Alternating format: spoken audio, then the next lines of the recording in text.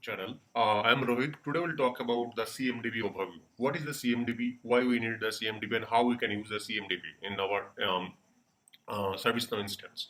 So in an organization, CMDB is a very important part. Okay. So whenever you have in your organization, whenever you have some assets called laptop, router, mouse, these all are fall under CI. Along with that, if you have any software called um, Visual Studio, you have that SQL Server, all these fall under the CI. Okay, so what is the CI? CI is some tangible or intangible data. Then why we need the CI? Because suppose if I go to the incident table quickly, incident table have a field called some configuration item. Configuration item is nothing but a CI. So what is the use for the configuration item? Configuration item is used and which is pointing to the nothing but a CMDB CI table. And what is the purpose of the configuration item is needed because if your laptop is crashed or if your some application is not working, you are going to create an incident, right? Into for the help desk. So that how we can track that. In that case, we are managing to that CI. Along with that, we need to maintain the CI lifecycle, right? So whenever we purchase a laptop, we need to mention that this laptop is created or purchased on this many the value was that, okay, and it is assigned to this person, okay, and after that it's duplicated or after that it might be reassigned some other user. In between their hard disk is upgraded. Every data we should maintain into the CMDB class, okay. So in that case we need the CMDB in our system. So CMDB data, how the data or where we can get the CMDB module in the ServiceNow. For that, you have to type configuration. Under this configuration, there will be a module called configuration module. So this is the configuration module where all your CMDB related data is there. Okay. So without wasting time, let's get started in depth.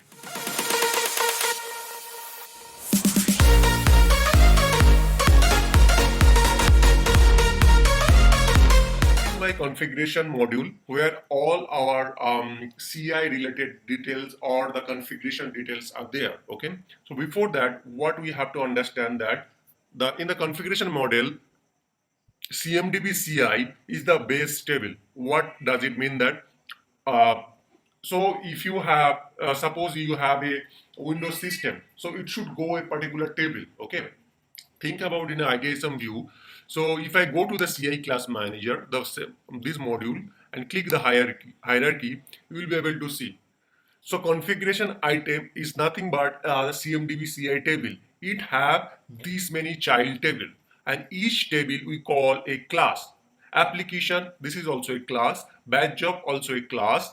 Accessory, this also a class. Everything we call a class. So in a configuration item or in a configuration management, every every child table we call a class. So configuration item is a base table where all your data will be stored, and these all are child classes. So you can see 2784, this is the total data in my CMDB CI table. So think about if I type that CMDB underscore CI dot list, this is my actual table where all the data, and you can see the 2784 data, this is the actual data I have, okay. And if I open any of this data, this is the parent table or we can say the base table. If I open this data, the right side it's showing the class is nothing but the child table. So this is when I click that, it is going to the CMDB CI computer. So CMDB CI computer is a child class. So if I go here and type the computer, you can see computer is a fall under hardware table. Okay, hardware is my parent class and the computer is my child class, and computer have these many child class, and computer table have 855 data total record in the computer table. So in a CMDB, there is a very popular term called CI classification. So what is the CI classification? Think about that. This is my parent table. 2784 data is there. 2784 data is there. I can create the data in this base table, right? Why should I create the data into application table? So that is the classification. So we classified in a proper way that this is my actual classification. So when let's take an example. So in the Windows Server, let's talk about that. There is 8 data you can see right now, right? If I go here, these are the 8 data. SAP, NY, something like that. And their manufacturer is the Lenovo. So why don't we create the data into the configuration item table instead of creating the child table? Because we are trying to more classify that this is the data or this is our actual data, okay, which is actually the server data, Windows Server data, right? So if you think about that, so whenever the data, instead of creating in the parent table, if we create the exact child table, that is called CI classification.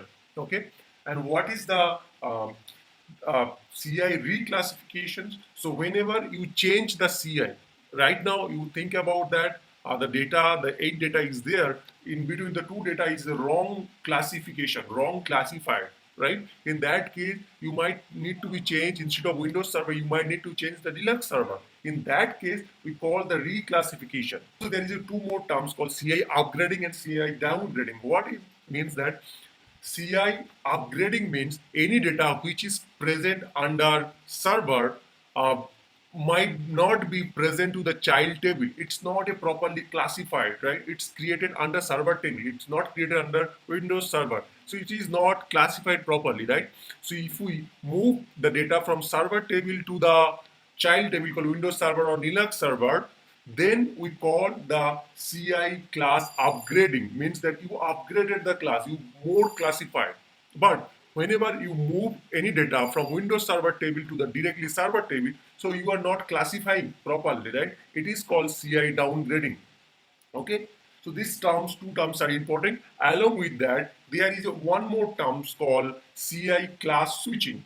So suppose a record which is created under Windows Server that is not properly right CI, so you move that Windows Server table to the Linux Server table, that is called CI switching. So it means that you are not moving to the upward or you are not down, moving the data to downward. You are switching on the parallel table, that is called CI switching.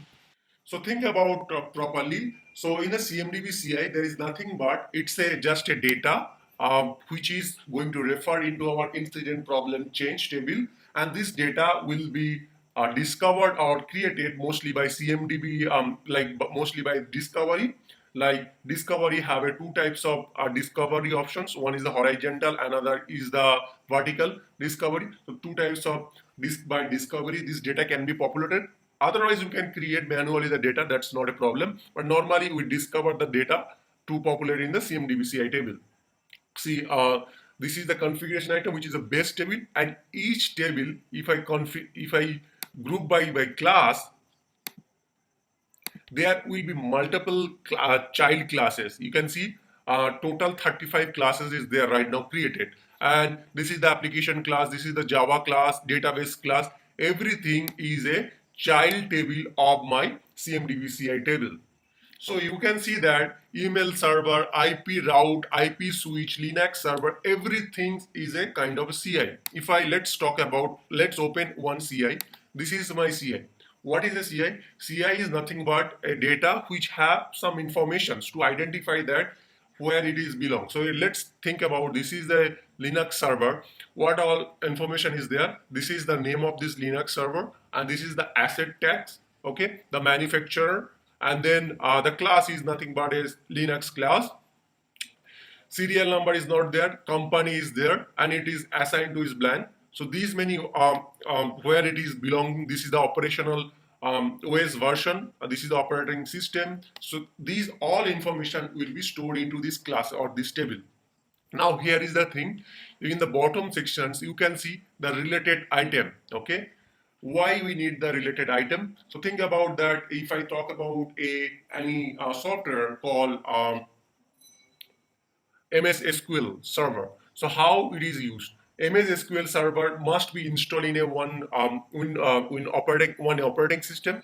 So operating system also has CI, and that operating system must be installed in any asset or laptop or computer. So that is also a CI, right? So any CI or any server or any of these application server CI, they are dependent on each other. They cannot work with independently, right? So a desktop cannot be work without any server, without any operating system, right? So these are the they are different CI, and this is the place where you can see how they are connected. Okay, so this is we call the relationship. So one computer is going to be used one operating system, and then one operating system is dependent on one of the computer maybe.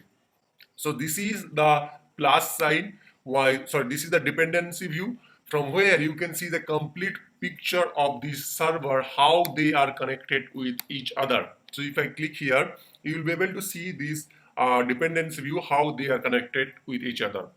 So this is the complete things. If you see, here is your Linux server. Linux server inside the Linux server, it have a one database, and the database have a mass storage system, and this Linux server runs these many on these many server, and then these are the running these many services running on these web server. So this is the complete picture where you can see that how the CI is looks like, or how they are dependent on with each other. So you can see this is the one service which help, so which is going to be running the service. For that, these many infrastructure are required. So that's all about the CI. Now, this CI should have managed, like CI should have compliance, this CI should have dashboard to manage, right? So you can go to this configuration, or you can click here to dashboard. You will be able to go to this dashboard, CMDB dashboard for particular this CI, the compliance, the used, and everything you can see, audit. So everything can be seen for the CI. This is a one of the service here in the CMDB CI. There is a very important thing is called operational status, and this operational status have these many operational status. So what is the operational status? It let you know that what in a position of this service, or what is the position of the CI. So if it is operational, it means that that is working fine. If it is retired, the status will be retired. If it is in new or something different, it means that it is not yet deployed or not yet working fine.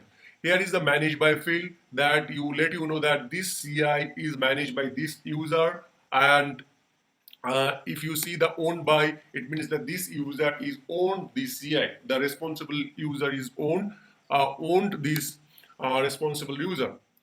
And in the bottom again, this is all are the relationships connected with each other. These are the CI connected with this service.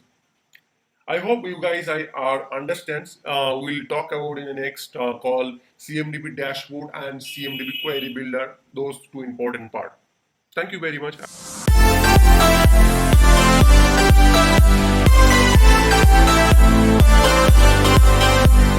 Hi everyone, welcome back to my YouTube channel. I am Rohit. Today we'll talk about the CMDB relationship management, query builder, and the CMDB dashboard. These are the three topics we'll today cover. So without wasting time, let's get started.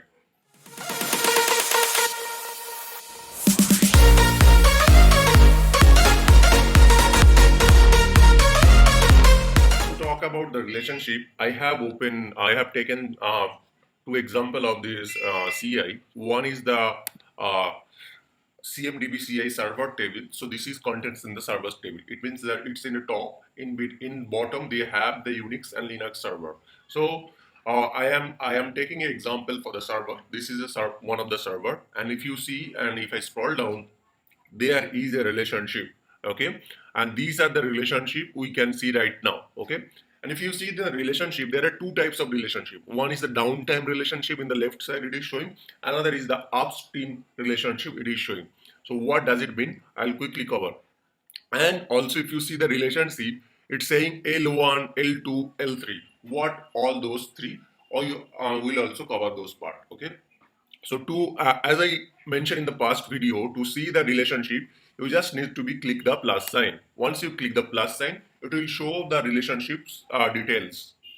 So now, if you see here, in this dependency view, my CI name is the database server. So this is my server, so which is in the top level, because if you see, and the upstream is empty. It means that in this server, there is nothing in the top. The server is in top and they have many child. Okay, they have many relationship. There is nothing in the top of the server. Although might be this relationship is not properly maintained, but I am just giving you the example. So right now this CI top is empty, and in the parallel they have one racks and another database. Okay, so these racks is nothing but the first level relationship. So if you see in this L1, there is a racks called NY0101. So if you see NY0101, which is nothing but a L1 relationships. Now, from NY01, there is a one more relationship called data center zone, right? So this is the another CI which is connected to rack. This is not connected directly to the server, but this is connected via rack, right? So this is L2 relationships. If you go back and see the L2 relationship, from where it is connected NY01 to, it is directly connected to NY1A, which is nothing but this relationship. And the third relationship that you can see, the computer room, which is connected from NY1A to the NY floor, that is the third relationship. So if you see here, the third relationship showing NYA1 connected with NY floor 1. So basically, if you see, this server have three level connections. So one is the racks, and racks connected with the data center, and data center connected with the computer room. So basically, server have that L3 relationship with the computer. So in between there are two L1 and L2 relationships. Okay. So if I go back to that relationship, so you can see that in the left side all the downstream and the right side all the upstream relationship is showing.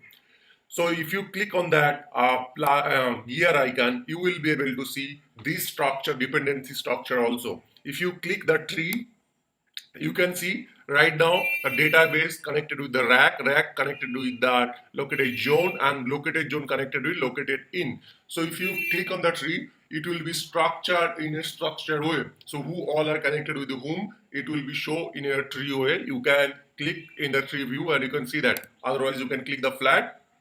Here is the one thing, how many maximum level of relationship you want to see. So you can, if you selected that one, it means it will only show the direct relationships with that server. If you selected two, it means that two level L2 level relationship will be show. Maximum level can be shown till 5 relationship. Okay, so if you show the click the 5, it will show it have only relationship with till 3, so it will be show only till 3. Okay, so let's take another example of this CI. I have another CI called Windows Server, which is connected with downstream relationship along with the upstream relationship. So if we click here, dependency view, so this is our Windows Server, and this Windows Server connected with two server. You can see one is the server 1 and server 2, and this server 1 is connected with one mass storage, and these all are down level relationship, and upper level relationships have, there is two service, and these two service have one service, and this one service have one more service. So if I talk about the upstream, upstream have L1 relationship, L2 relationship, L3 relationships, and downstream have L1 and L2. So in downstream, there is a two direct relationship. One is the VMware SD04 and 07. So let's see. These are the direct relationship 04 and 07. And then these 04 and 07, there is a one more relationship called L2 relationship. If you see from 04 comma 07 means that from both the way it is connected to that actually one of the relationship called mass storage, and that is the L2 relationship, which is nothing but it is showing the mass storage relationship which is connected from both the.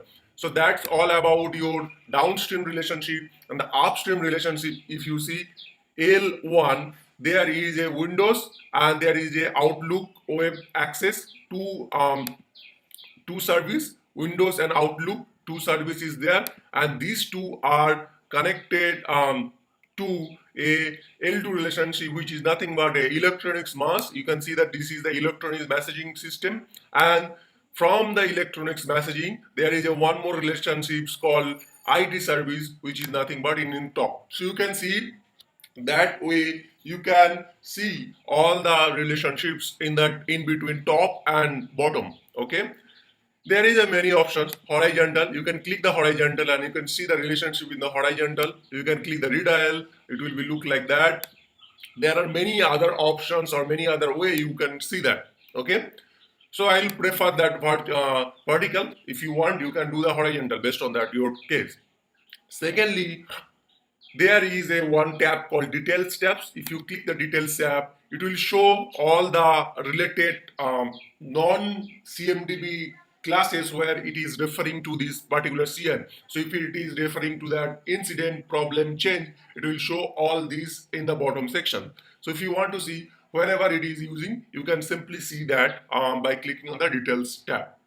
So in this case, you can see the mapping settings, and there are many more options. You can try it all the relationship mappings, dependence type. So dependence type, everything. There is a many other options. If you want to explore, you can explore. And then if you want to increase the size, you can click the plus sign and see that the relationships. And that's it for that relationship. Second question you might be came up that where those relationships are stored or how it is showing that, because this is a CI and this is also a CI. So this is a one Windows server and this is another server. But how the relationship is building and where the relationship is stored. So basically relationships are stored in CMDB rel CI table. You can go to the CMDB rel CI. There is a table called CMDB rel CI and search. Okay, and here our case, this is the downstream. If I talk about the downstream directly connected with the VMware to VMware, right? So this is my CI name and I want to find the downstream relationships for this CI. So I'll go to this relationship table. In the parent, I'll set this name and hit enter. So you can see this CI is parent CI is directly connected with these many child. Okay, so these two are child. Now I want to find out the L2 relationships. Then I have to find with the child name, comma here and paste here and hit enter. So I can see there is a one more relationships called L2 relationships called storage network. So basically in the CMDB rel CI or CI relationships table have parent child, and every time if you see the dependency, first it will be your parent and these two will be child, and next time if you want to find that L2, then you have to pick these two CI and set as a parent and you need to find out the child. Similarly, if you want to find out these, upstream relationships, you need to copy this CI name, and instead of parent, this time you need to define as a child and hit enter. Once you hit the child, it will be see that there will be two parents. As you can see, there is a two parent. One is the Windows Mobile, another is the Outlook Web Access. That you can see in these two parent. So if you want to find out that upstream relationships, we have to set the child as your particular CI. Okay. So this is called relationships table, CI relationships. Also, if you notice that each CI, each CI is connected with a particular relationships. So if you see that this CI is connect as a run as, this CI is connect as a receive from data, and this CI, these all are CI are connected with services relationships. All these relationships types are, you can also see here the relationships types are showing. So these relationships types also coming from one of the another table called CMDB rel underscore type table. So this is another separate table which is coming from the CMDB, and where all the definition, CI relationship definition are present. This is all the CI relationship definition is there in CI relationship type. So that's it. Now we'll try to connect one CI with each other. So I'll manually add a relationship maybe. Okay, I'll go to this server and then I'll click the plus sign. Once I click the plus sign, I will be able to connect any of the CI. So once I click that plus sign, you can see I am in a relationship editor page where all these few things are showing. First, it is showing suggested relationship. What is the suggested relationship? Suggested relationship, it means that I can't relate one CI to the any of this CI. Like I can't select, I can't add Windows CI to directly one of the top class CI, or maybe I can't select Windows CI to the Linux server. There is a suggestion that based on the suggestion you can add.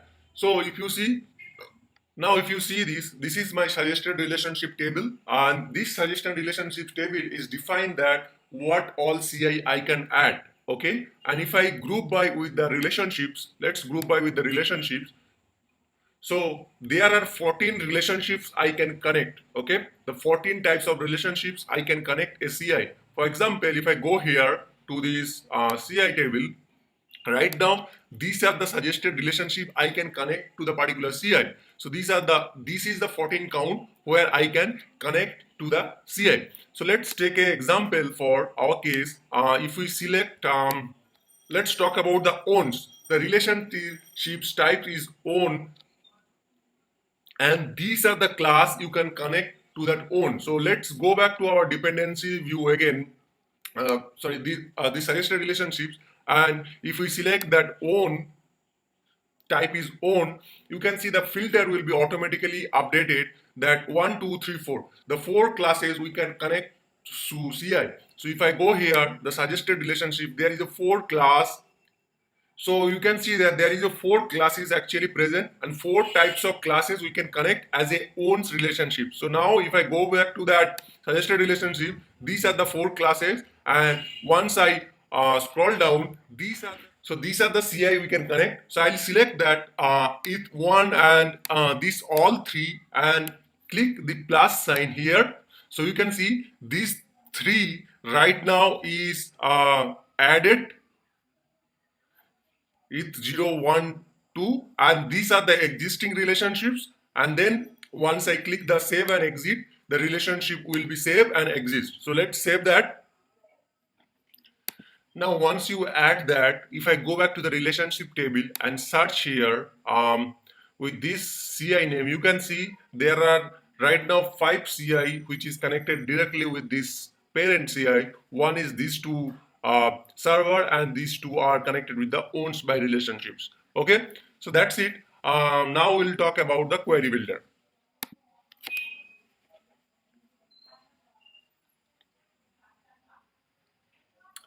So in the query builder, you can see that this is how the query builder looks like. I already created one query builder long time ago. So that's why all the saved query is showing here. So if you want to, what is the query builder? In the query builder, you can run a complex query and get the details. For our case, let's see how this case. If I click plus sign and then click the CMDB query and click OK. So there is a query builder page showing here, and this is CI class manager view looks like that. All the classes are showing here, and these have 3 tabs. One is the saved query, that query you will save that. One is the non-CMDB tables, so whatever tables which is non-CMDB and whatever the CMDB CI, all this showing in this 3 tabs. Okay, so these CMDB classes, it's all related to the CMDB class. Now, if I go to the dependency view and click details, you can see there are a lot of changes showing, right? And this class is nothing but a Windows Server class. So, if I do a query here, call our case Windows Server, we'll click Windows Server, we'll drag that. Windows Server connected with any change request. I want to see all these data. So click here and then drag the change request here and connect with each other, and then run this. So you will be able to see all these Windows server which is connected to the change request will be directly showing there. So these are this is the Windows server connected with these many change requests will be shown here. So that's the way you can build the complex query and you can search. So let's build a one more query. In this relationships, you can see this Windows server connected with a server with a L1 relationship, right? So if I see this dependency view, this Windows server directly connected with one of the server, these two server, right? So let's go back and then remove this change request and then add to that server. Here we can search the server and then scroll down. So this is my server class. I'll drag this server class and then connect with this one. So we'll connect this one, and now it is showing one star, means mandatory things I have to do. What I have to do, you have to define the level. And our case, this Windows server is connected with the server on L1. So we'll select the level equal to L1 here, first level relationship, and now we have to define the relationship type on which relationship it is connected. Our case runs on relationship, it is connected, so we'll select the relationship type equal to or runs on here. So you can see relationship type 1 to 1, and now if I run this filter will return this data. You can see I got a result called this is my Windows server connected with these many server table called SD007 and SD004, which is nothing but our case SD004 and SD007. Now here is the thing. I know the Windows server and I know there is a mass storage, right? So there is a mass storage. I want to directly do a relationship called Windows server connected with server and server connected with the mass storage device. I want to build a query. So go back to that. Here we'll do the mass storage, connect here, and this will be connected from Windows to this will be connected server to the mass storage, first level relationship, and relationships type is receive data from.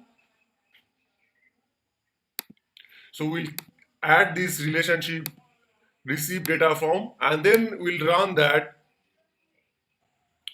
So once we run that, see this case, the query result is divided into multiple parts. So this is our Windows server runs with this server and this server are connected with these relationships, and this is my the mass storage server.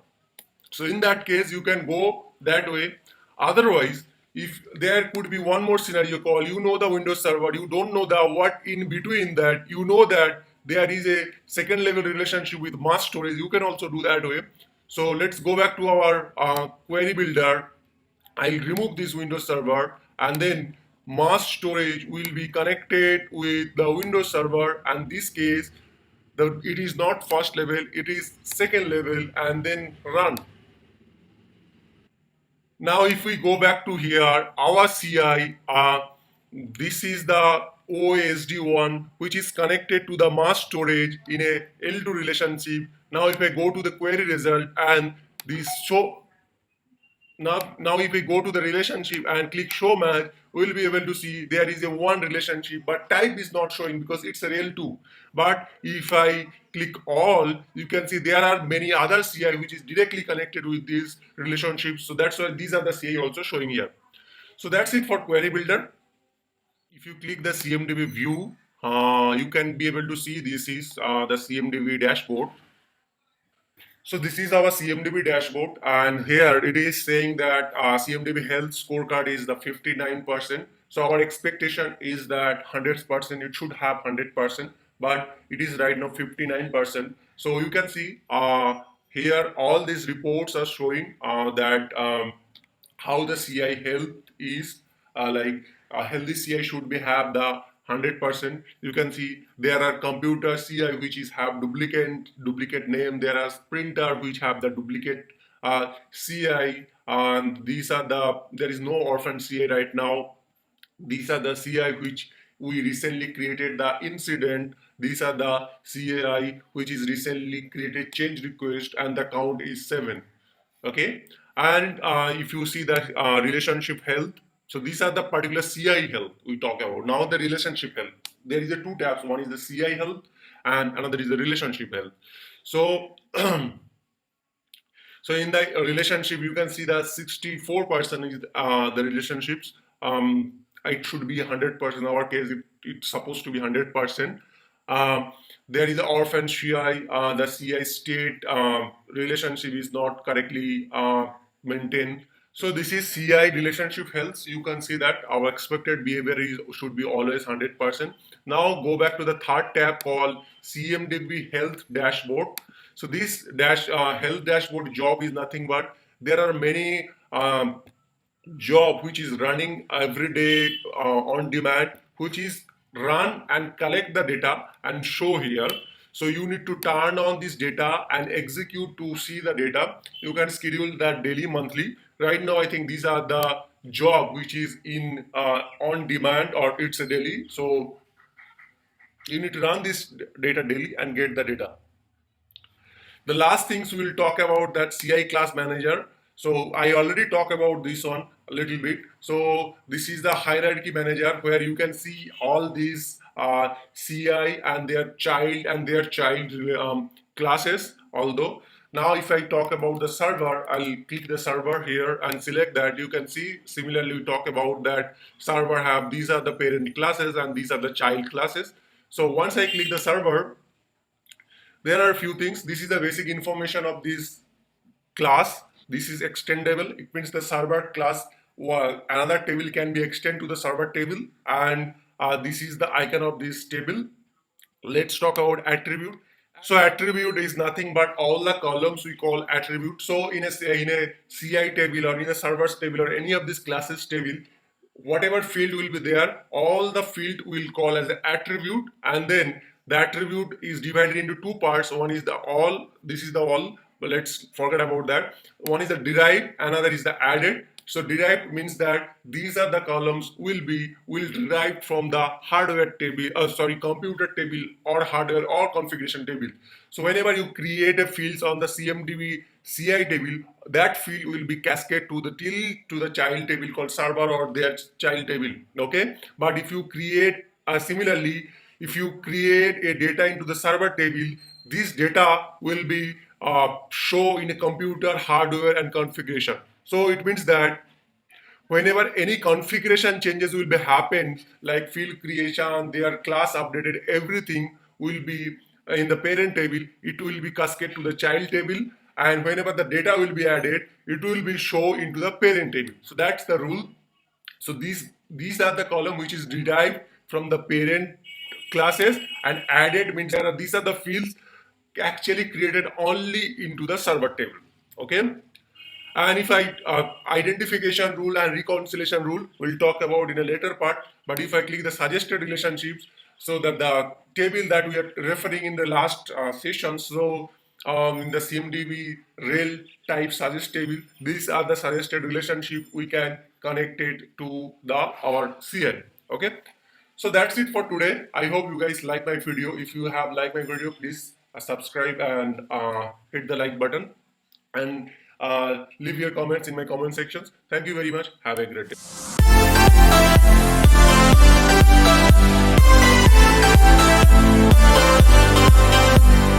Hi everyone, welcome back to my YouTube channel. I am Rohit. Today we'll talk about that how we can install the Meet server.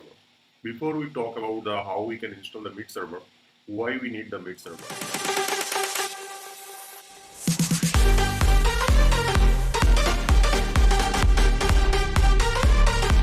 Server is an application which run on the Windows system or in your Linux systems, and which help you to interact with your server like Linux server or the Windows server.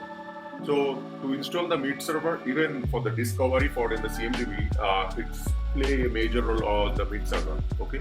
To install the Meet server, you have to type the Meet at server, and then here is the installation instruction. You can go and check that. Okay. And also after that, once you go through those, you have to click the download options here. Once you click the download option based on your systems, you have to download these are the applications. and then once you download the application, you need to be installed. So I have already downloaded this file. So go back to my Explorer, and if I click the download, this file is already downloaded. You have to go to the sys_user table, and you have to create a user, which user actually interact with your Meet server. So I'm going to create a new user for our case. So click new. Now in the user ID, you have to type the user ID. I'll put that Meet_server as a user ID, and then the first name I'll put that Meet, and last name I'll put the server, and just simply set the password. I'll quickly set the password. The password I have already put the same password called Meet_server, and then click save. Once your user is created, you can create any of these names. Once the user is created, make sure that you give the role as a Meet_server role. So we'll give that user role as a Meet_server, this role, and click save. So that's it. The user creation is done. Now we need to go back to our file and check that how we can install. So this is our MIS file. What we will do, we'll copy this file to our actual directory. This is our C drive. So we'll create a folder here called new folder called Meet server. So we create a folder called Meet server, and then paste that file under this folder. So after copy this file from download to the C drive, what you have to do, go and double click here to install that. So once I am clicking here, you can see there is some issues which is showing right now. So this is the ServiceNow product bug right now. What we can do, right click and rename that Meet setup. I'll just put the rename. Now after that, what I'll do that, I'll go and search the CMD here and right click, run as an administrator, and we'll click yes, and then we have to find out that where this file is. Go and check the properties. The file is right now present C drive Meet server. We'll do that. So what we'll do, cd ... and then again cd ... I'll go to that part. So that path I am right now. Now what I have to do, I have to execute that file. For that, msixec,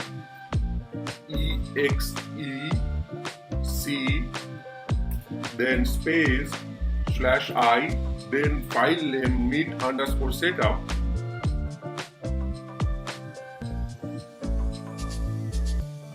and hit enter. So once you hit enter, you can see your Meet server is open. Now click the file and click the I accept and click next. Here you need your ServiceNow URL, and then here I have to put the username, our case Meet_server, that is the username, and the same password Meet_user.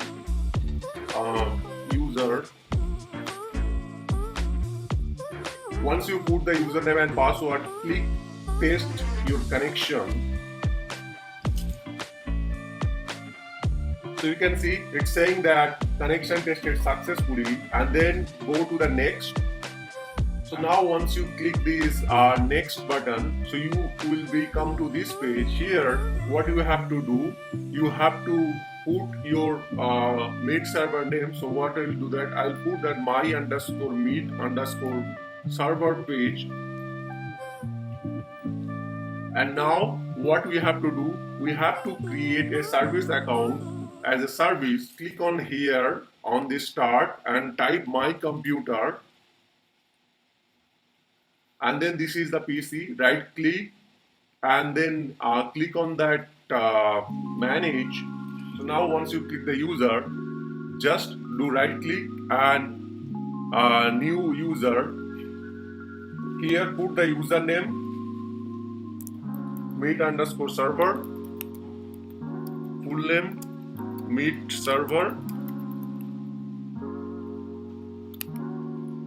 set the password meet underscore server, do the same thing meet underscore server, and then click the create.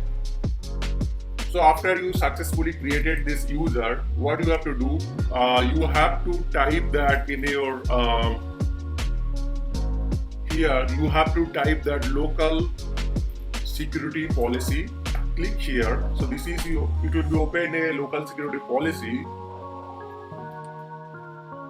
and then you have to click the local security policy here, and then you have to click the user assignment, write assignment, and then there should be somewhere mentioned that log on as a service. Just find out that.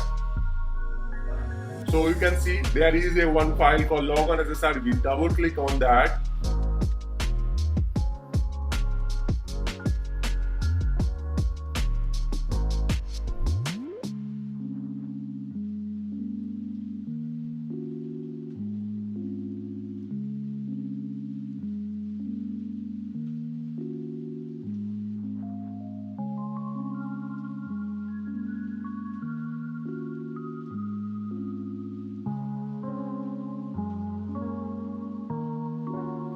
Now go back to your this page and put your username meet underscore ACR server. Actually, it's not put the full name. And here my password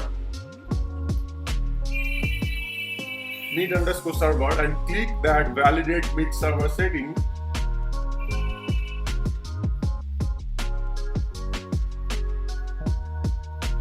So once this validate meet server setting is validated, click next. Change the path. So our case, we are going to install the meet server under meet server file. So click OK. Click next. Select the start meet server after installation. Click next and click install.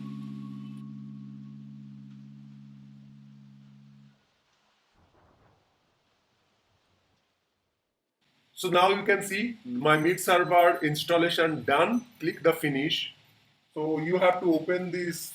Now you have to open this agent file and right click and then click and run as an administrator. The agent file will be located under the C drive. So if you open the C drive and then open the meet server folder where you install, you will be able to find the agent file. Now we have to, once you click the installer, you will be able to see the configuration page again. And then here you need to put the meet underscore server, that username and the password, or you already provided the meet underscore server. So I'll put the same username and password and click test connections. It will take some time. Connection is validated. Now we have to click the next. Just review the meet server configuration and click next. And then here all the details and just click the start meet server. Once you click the start meet server, after a few seconds, the meet server will be visible on your ServiceNow instance. And then click on the server. So you can see your meet server is right now visible. And if I open that, the version is Qbert version right now. And this meet server is right now down state. The status of the meet server is down. That's fine. What you will do, you will click that exit, and now scroll down. Here you need to click the validate here options and click save,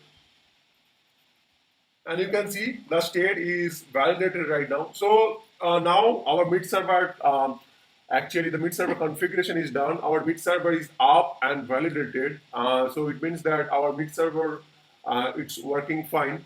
So that's it for today. Thank you very much. Have a great day.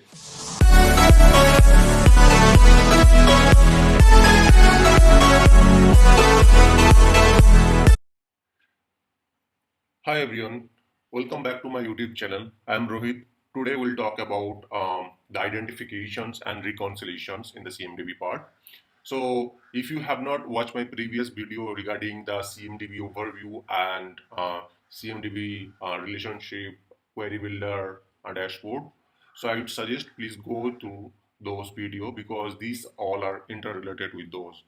So today we'll talk about first identification and then we'll talk about the reconciliations. So what is the identifications? So whenever a CI is coming from a multiple source, it can be multiple sources, from like a discovery, a CI is coming, from like a SSEM, the data is coming, right? So CMDB table or the CMDB engine have to be identified that the CI is a new CI or existing CI. So if the CI is a new, it should definitely insert into the CMDB CI table based on the classes. If it is existing CI, we should update that. So we should not create multiple duplicate CI into the CMDB table. It's like I have a desktops and I should not, whenever the discovery will run, it should not create each and every time, it should not create a new entry. It should update the existing. So identifier, second point I'm talking about that. The one table can have one identifier. So table can have one identifier and identifier can have multiple identifier entry. I'll show you, okay? And each identifier entry have a priority. So based on the priority, it will check. First, it will check the serial number is matched or not. If not, serial number is matched, it will check that the name is matches or not. And then it will finally decide that it's a new or a existing CI. I'll show you that again. So identifier can be one identifier can be declared for a particular table. If the identifier is not present, it will check for the parent table identifier. If the identifier is present, it will first check for that identifier, that table identifier, and then if it is not matched, it will go to the parent identifier table. So without wasting time, let's go to the practical and see how it works.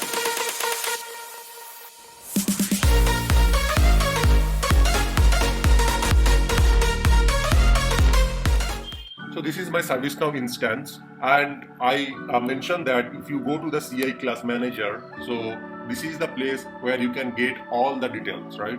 So let's click on that hierarchy here, and then if you type that computer, and this is my computer classes. So once I click the computer classes, you can see there is the identification rule. So if you click that identification rule, these are the 4 identifier rules are already created on this table. Where are those are coming? Those are derived from the parent table. If you see, those are derived from a parent table. And if you see here, it's saying that this rule is independent, rule name is the hardware rules, and it is applied to the hardware. It means that right now I don't have any identification rule for computer, but in the parent table, in computer parent table is hardware, in the hardware table there is some that identification rule is present and which is derived from the parent table. And this identification rule name is the hardware rules, and these identifications have 4 identifier, which is serial number type, one identifier which is priority 100, second priority is the serial number, third priority is the name, and fourth is the MAC addresses name. So these 4 entries or attributes identifier is there, and that name is the hardware identification rules. Okay, so as I mentioned that if there is no identifier on that particular table, it will be applicable for it will check the parent table, and if that is not matches, it will check their parent table. So it will go each and every parent table. Okay, also you can create your own identification rule and we can check that. Okay, to create the own identification rules, you just need to click replace, and here you need to select that independent, and their name you can change, otherwise you can just click the same. Once you click that identification, there will be one identification created that called computer rule. This is the identifications that is created, and here you can add the identifier. So you can select that name is my unique, so you can create a name field and add there and simply save that. So what will be happens, it will create a one identifier called name, and it will check that is there any name, whatever the CI is coming from the discovery or any other system, it will and it try to insert into computer table, it will first check that the same name exists onto that CMDB CI table or not, like this computer table or not. If it is not, then it will check their parent. Parent means the hardware identifier. So if I go to that CI identification,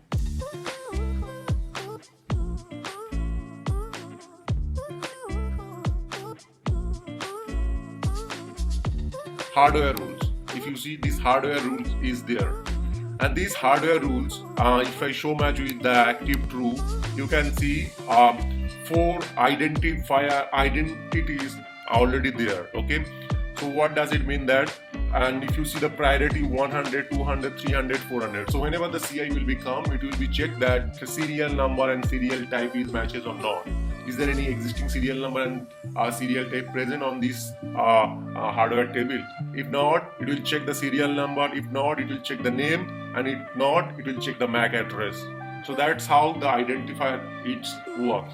So I don't need to create these anymore, this name identifier in the child table like in the computer, because in the hardware already they have created one name field, right? So I can simply remove that. I don't need that. So I'll just quickly remove that.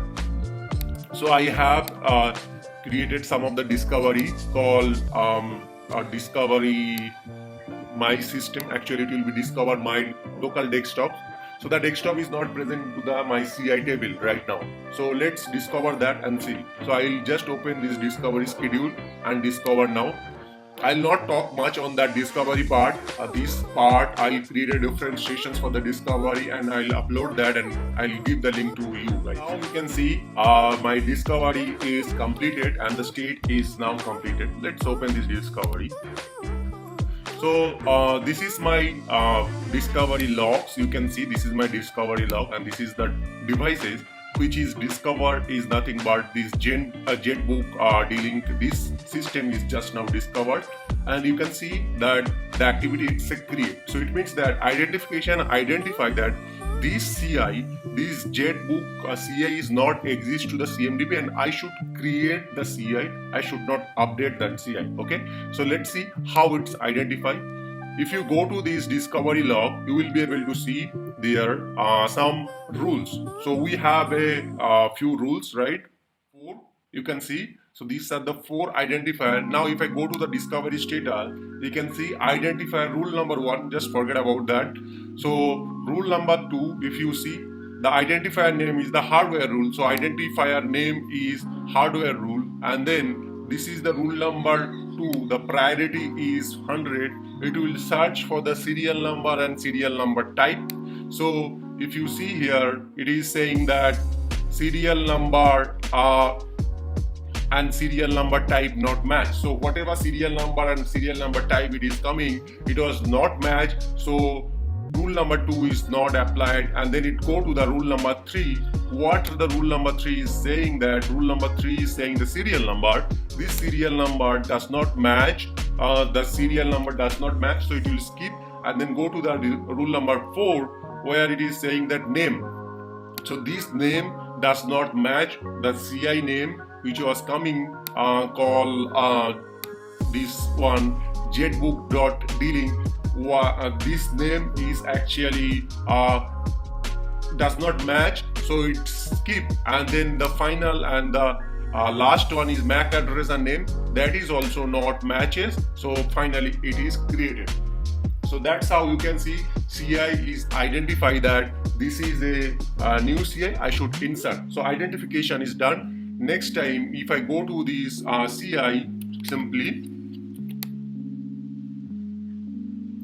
so this is my CI which is discovered from the mid server using the discovery probes. So this CI is discovered, and if you see, there are a lot of information inside that, and in the related list there are a lot of like network adapter, storage device, running process, everything is pre-populated. So I'll show you those information in this discovery.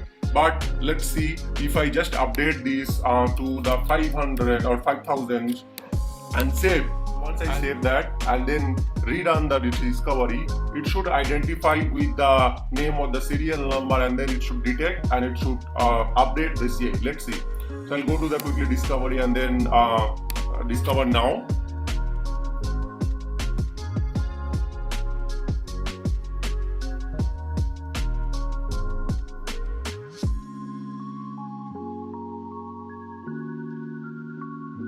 So now you can see that my discovery is completed. You can see the completed state and logs saying the discovery completed. And if I go to the devices, it says that update CI. It means that identified that this is the existing CI. And if I go to the actual CI, you can see it's recently updated with their latest value. Okay, so if I go to these discovery logs, and you can see that the rule number 2, the serial number and serial type, the rule itself, the first rule in the hardware rule, the 100 priority. So this is our first rule, the serial number and the serial number type, which is easily matches, and it's just simply update the CI. So that's about the identification. Let's talk about the reconciliation. So the reconciliation is required only for the update. So in the identification, it's identified that which CI is a new and which CI is a existing CI you should update, right? So in the reconciliation, these rules is only applicable for the updating during the upgradation. Okay. So if you manually update that, the reconciliation rules will not work. So let's talk about that. If your data is coming from SSCM, if your data is coming from the discovery, if your data is coming from the import set, different source, right? So you say that the discovery, whatever the priority is coming or whatever RAM is coming is not a correct, but the SSCM, whatever RAM is coming, that is the correct data. So in that case, you are asking that only RAM can be updated by SSCM, not other. So that's the restriction you are giving. So in that case, we need the reconciliation. If your data from the multiple data source, the same data is bringing, and you say that this is the actual data or this is the 100% data, in that case, we need the reconciliation. Okay. And last point, we are talking that every time any reconciliation happens, if your reconciliations data source are enabled, then there is a table called data source history. In that table, all the attribute changes will be stored. And what I'll do, I'll go to the CI class manager again, and then open the computer class.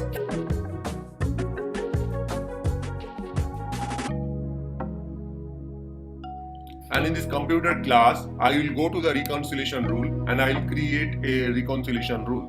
So I'll plus sign, and then I'll create that we call import set, priority is 100. So whatever the data coming from input set, it is actually correct. I'll make that a true. Okay, and then click next and save. Okay, so from the import set, whatever data is coming, that is 100% correct. Okay, that's what I have mentioned here. Now if I go back here in this Gendex and if I update that to the 5000 and run discovery, what will be happen? So actually, if I don't have the reconciliation rule, it should override the data. But as I mentioned that the only Gendex can apply, or only Gendex can update this CI. In that case, if I run the discovery, it won't reflect. Okay. So what I'll do next time, I'll do one more data source reconciliation. I'll create that discovery type ServiceNow and priority is 200, and mention that called RAM in bracket MB, and click next and save. So the second rule, I am saying that if the data is coming from discovery, I can allow only to that RAM. Okay, I can allow to update the RAM. Okay, I won't allow you to update other things. But whenever the data will be coming from the import set, I'll allow to update everything. Okay, so let's see. I'll change this RAM to that 5000 and CPU speed to 5000. So in our case, as I mentioned that only our case, only these import set should update everything, and the service now only can update to the RAM. Okay, so if I change both the case, this value won't be changed and this RAM value will be changed. So let's start the discovery and see. So I'll go to this discovery schedule and then start the discovery.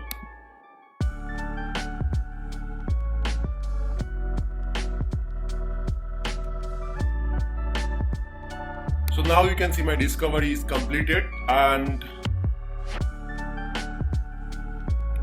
if I go to the devices, it says update, and now if I go to the JetBoot, you can see my RAM got updated because in that CI in this reconciliation I defined that ServiceNow can update the RAM but cannot, like import set can update everything, but ServiceNow cannot update CPU. So that's why the CPU did not update it, the RAM is updated. Now think about that, there is a two identifier which is actually running to that the same way. Okay, for example, so if you see this reconciliation rule again, so here I am saying that that RAM can be updated by you can say the RAM can be updated by ServiceNow, and everything is can be updated by import set. Now I updated just now the RAM called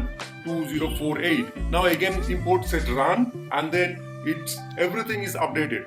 Okay, so it's updated everything, and then it said that 500, but my correct data is actually that which is bringing from the ServiceNow. In that case, what we can do, we can create the data precedency rule. Okay, so what data precedency rule is saying that if the data is updated by the ServiceNow, we should not update by import set. Let's see how it works.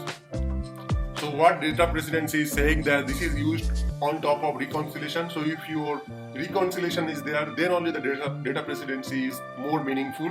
Data precedency define which data is correct from the multiple data sources. So you are preferring that from the ServiceNow my data is correct, from the discovery my data is the less priority. If that data is already coming from the discovery, then just ignore that is you are saying, and it is tracked on the CMDB data source last update. I just show you the table. It's have the all the attribute whichever is updating, and it is work on the priority. So as I mentioned, there is a one table called data source history. If I open this data source history, you can see RAM is updated by ServiceNow. That is mentioned here. In this table, whatever field will be updated or attribute will be updated, everything will be shown here. So let's create a data precedency rule. So here I am creating a one data precedency rule called the type that applied to that computer table. Okay, priority 100 is ServiceNow. Okay, so whatever data is coming from the ServiceNow, that is the correct data I am saying. Nothing more than ServiceNow, because ServiceNow can only update the RAM. Okay. Secondly, I am creating one more call import set, and this priority is 200 and insert and state. So now data precedency rule is saying that the 100 order, the ServiceNow, whatever attribute update by ServiceNow, that is the correct. So what I'll do, I'll maybe rechange that. Okay, this order I'll 200 for the time being to give you a demonstration, and this order is 100. So what it is saying that right now, if I go back, so if it is saying that whatever data is coming from import set, that is the correct, and whatever data is coming from ServiceNow, that will not make any preferences first. This will be the second preferences. So in this case, if you see my last update by import set, it means that this computer system configuration item is last updated by import set. And if I go back to this data precedency, and it says that import set is the highest priority, it means that if I run the discovery, it won't update anymore, because by highest precedence already update the CI. So after that, if ServiceNow discover the data is the second preference, but my highest preference is already updated the CI. So it just ignore. Okay. Let's see. I'll just update this CI right now to the 5000 again and then save. And if I run through discovery, it won't update. So let's see.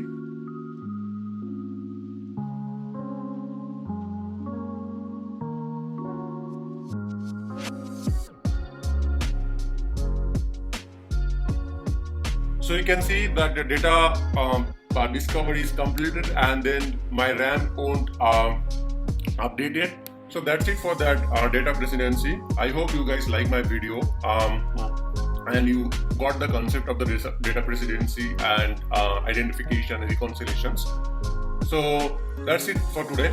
Thank you very much. Have a great day.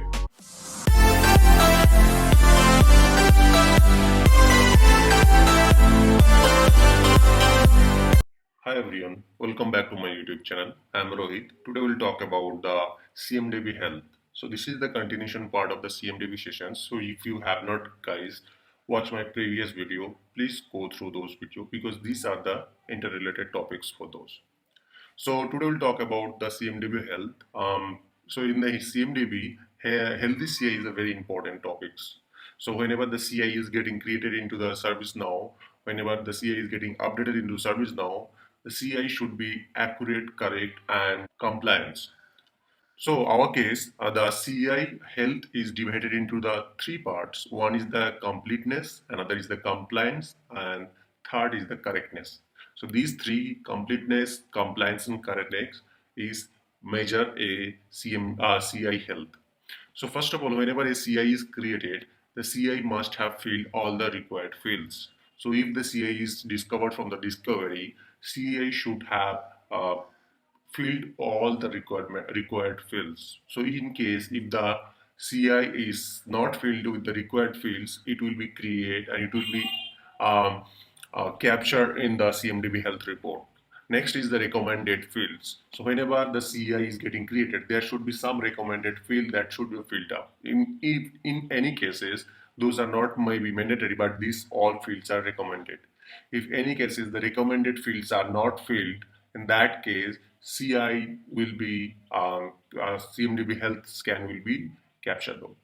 Next is the compliance. So whenever the CI will be created, there should be certain data like the for the computer, the CPU should be 2 CPU and the minimum RAM should be 4 GB, something like that. That will be the compliance. If in any cases those is not matches, so in that case it will be captured in the audit result. The correctness.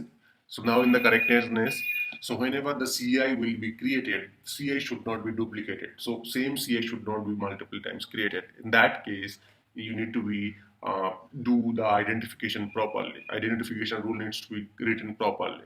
So if any cases the duplicate CI is there, the correctness will be captured. Correctness, the duplicate CI will be captured. Next is the orphans rules. Whenever the CI will be created, CI relationships and the CI status should be properly updated and created. In any cases, those are not messaged. Those are called orphan CI. And the last, not the least, the stillness rules. Whenever the CI will be created, the CI should be frequently updated. So in this configuration item, by default, the stillness rule is the 60 days. If the CI is not updated in 60 days, the CI stillness rule will capture those and it will be go for the CMDB health scan report.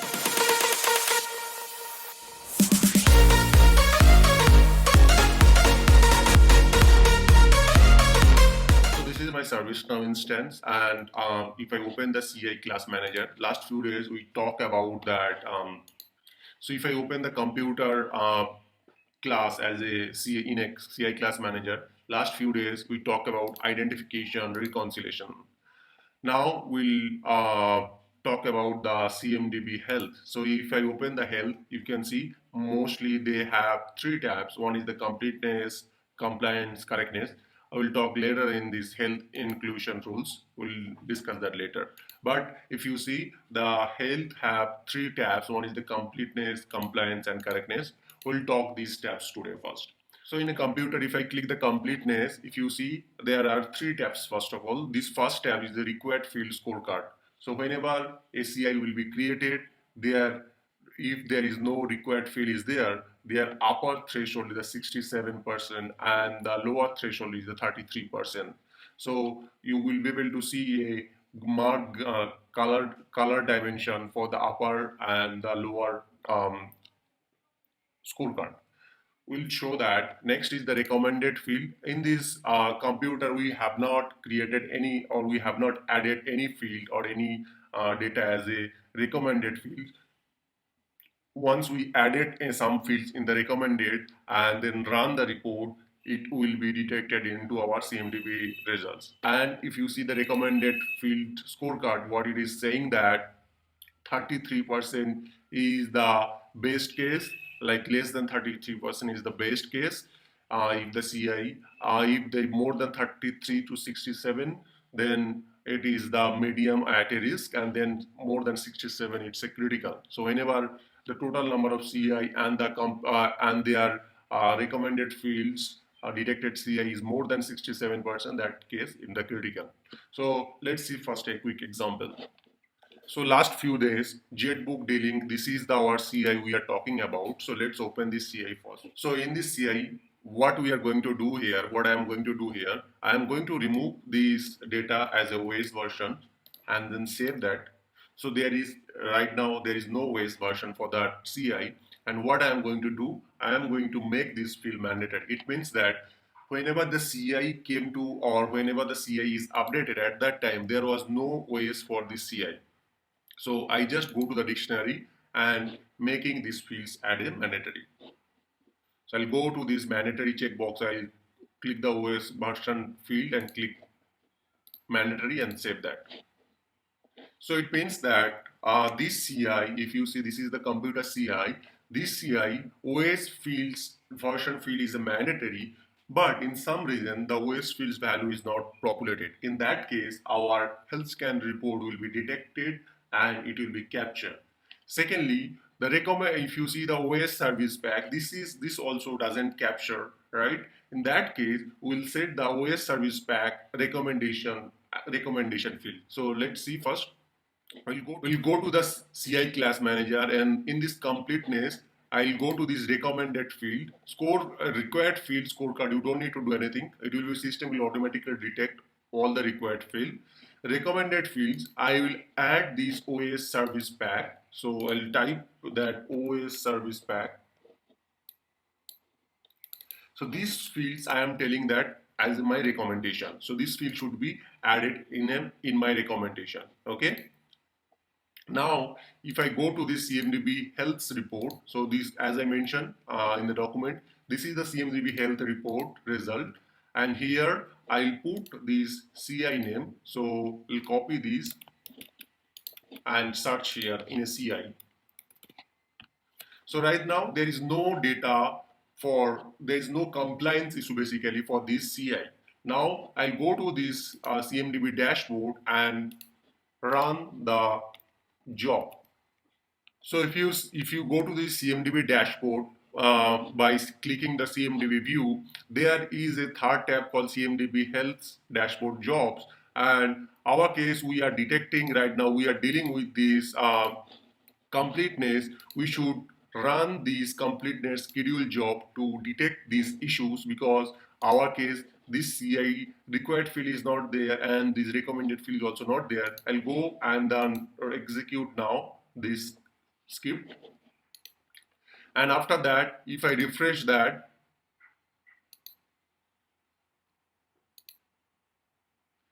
so after that, if I refresh here, you can see that CMDB health result, it's detected. The matrix is the required matrix and another matrix is the recommended matrix. And what the description says that the following required field is not populated, that is called OS version, which is not populated, and the following recommended field, OS service pack, is not populated. So a health scan report is detected, and because of this result, our matrices or our overall report will be changes every time. Okay, so it's although for only one, but whenever these changes will be happen for when this it will be changes for most of the CI, in that case the completeness will be decreased. It means that 74% CI have completeness, and the rest of the 26% doesn't have the completeness. It means that either they don't have the recommended field there, or they don't have any data. So we can see that in this CMDB, instead of doing that, we can click all. Here we can define that matrices is one is the required or recommended. If I run that 1481 data or 1481 data is generated and they have some issues, and that's the 24% of your data. Okay, so let's talk about next. We'll talk about the compliance here. So if I go to the compliance, you can see first we have these certification filter. So as I mentioned that in the completeness we have the audit. Okay, so in this case we have a compliance called all Windows computer. So if I open this certificate filter, that this audit will be applicable for operating system is Windows. If the operating system is Windows, the audit will be run, and then in the template what it is saying that, so in this certificate template what it is saying that they have multiple version 1 2 3 1 2 3. So 3 is the latest version which is active, rest all 2 are actually deactivated. What the template is saying that, let's open this template. This template is saying, you can see this is the activate right now. This says template is saying that if the computer is the Windows system, and then the RAM should be more than 1000 and the CPU count should be greater than 0. This is the audit. So whenever a CI will be created in the computer table and their operating system is the Windows, their RAM should be more than 1000 and their CPU count should be more than 1. Okay, and it does not have any condition on the relationships. You can create a relationship called the Windows system should have relationship with some other CI that you also can add. So this is the template. So this CI, in this CI, if the RAM is 5000, so it is a compliance CI. The CPU count is 1, that is a compliance CI. Okay, in case it is not matches this condition, then the CI will be non-compliance and there will be one audit report generated. I'll do that. Here they are saying that RAM should be greater than 1000 and we will set that RAM equal to 500 and then save this CI and OS version put something like that and save that. And now if we run this the compliance job, it should be detected and it should show in this result. So we'll show that. I'll quickly show that. So let's show match. Right now it have these two recommendation and this one. Now go back to that and I'll run this compliance one. So this is the compliance job. I'll execute now and it should detect because of this RAM less than 1000 RAM, it will be generate a audit. Let's see, and you can see that there is a one audit matrix is generated and audit report is captured this one. And if I open this one, it will be say that so it is captured because of this value mismatch. One is that CPU count which is 0 and another is the RAM. So that's the reason it's captured. So after complianceness, we'll talk about the correctness. So if I click on the correctness, you can see there are mostly a duplicate CI scorecard, which is nothing but whenever the CI will be generated in the system will automatically detect the duplicate CI. You don't have to do anything for that. But if you see upper score and the lower score, these two are defined on how your dashboard will be looks like, the color combination. So upper score is the 67, it will be, and then the lower score is 33%.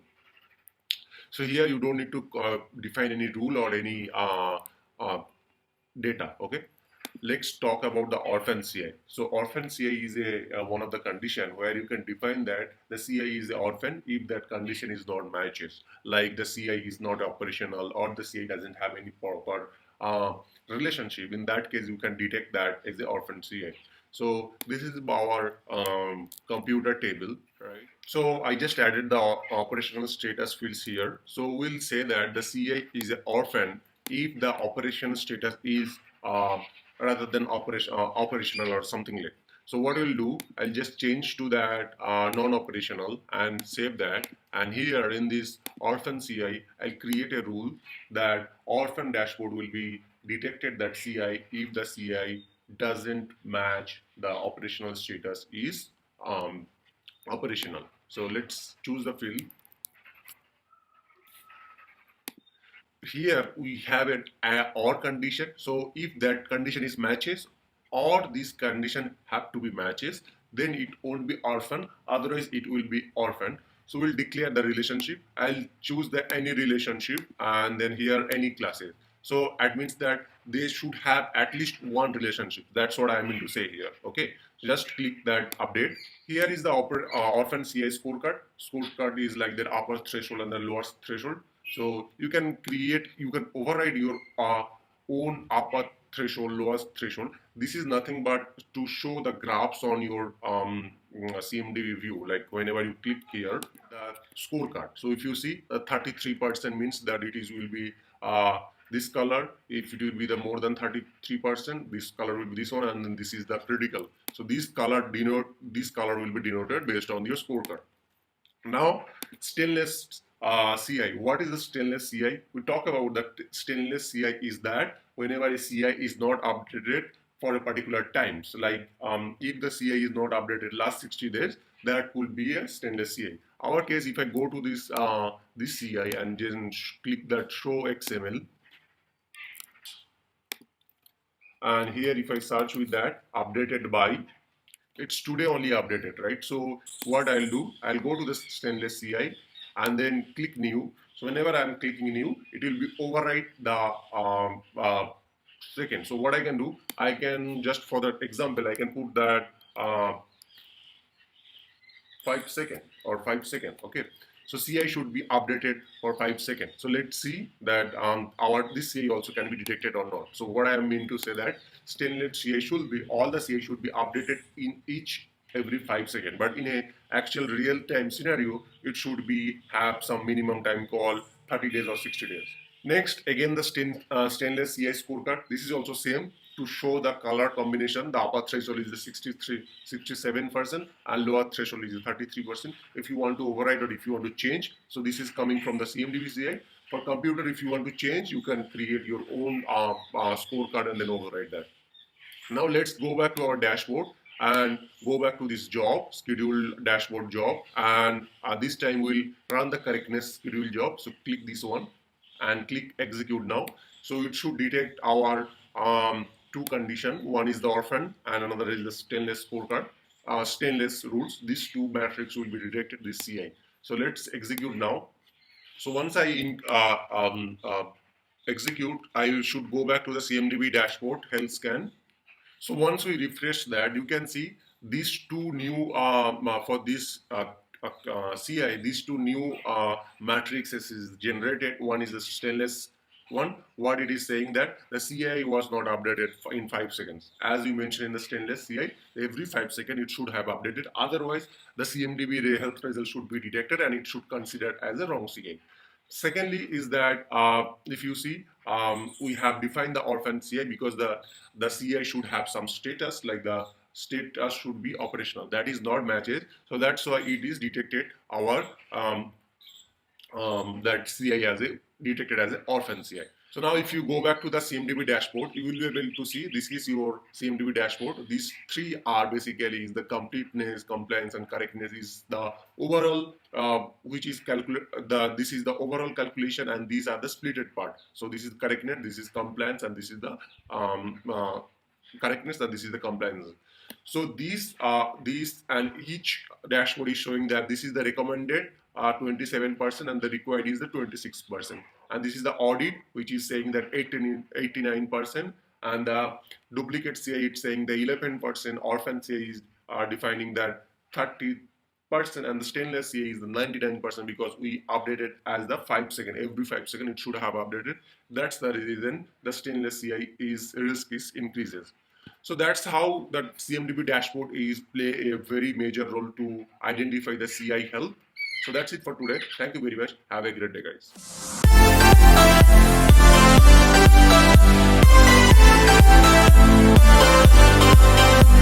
Welcome back to my YouTube channel. I'm Rohit. Today we'll talk about the discovery and how we can quick discover our system. You know that using the discovery, we can discover the CI, asset, software, all those stuffs. So for that, we definitely need a mid server. So to discover anything, the very first thing is that you need to be install the mid server. So if you have not guys know that how to install the mid server, you can check the video in my video descriptions, or you can check the video in this playlist. So now we'll talk about the discovery. To discover any CI or asset, we use the discovery. To start with the discovery, you should first go to the your High portal and activate that discovery plugin. In my demo instance, I go to the developers.servicenow.com and activate the discovery plugins from there only. If you like my video or if you like my content, please like, subscribe, and share your colleagues. So without wasting time, let's get started the discovery module.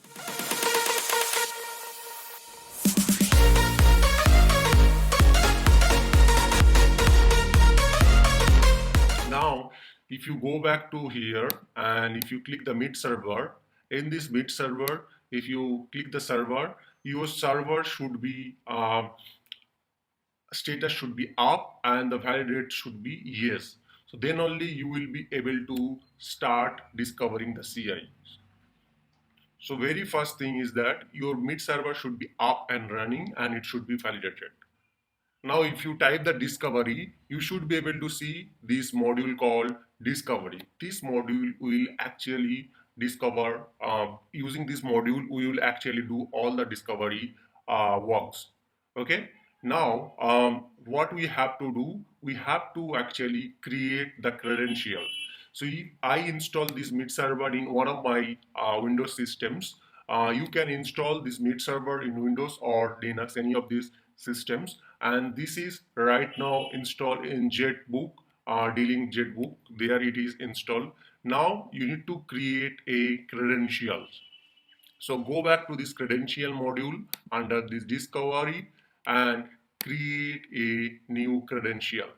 So once you click here, the credential, and click new, you will be able to see the very multiple types of credentials. Our case, we are going to create a credential called Windows credential. I'll click the Windows credential. Now here you should type the name called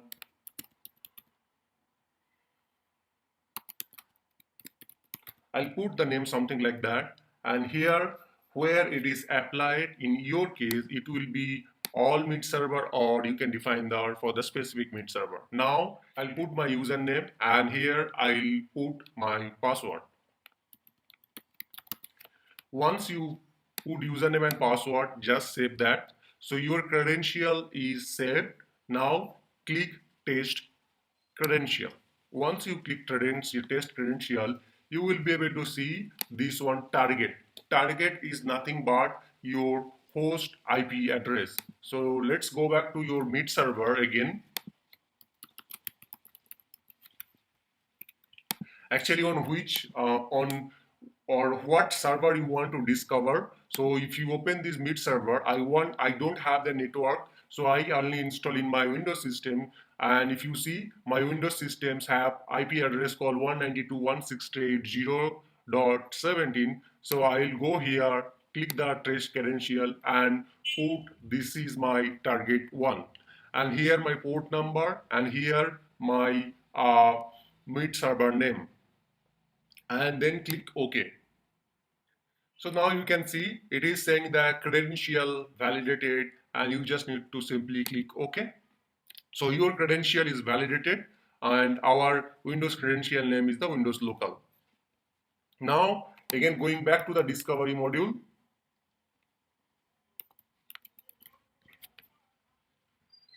in this discovery module, what we have to do here, we have to create a discovery schedule.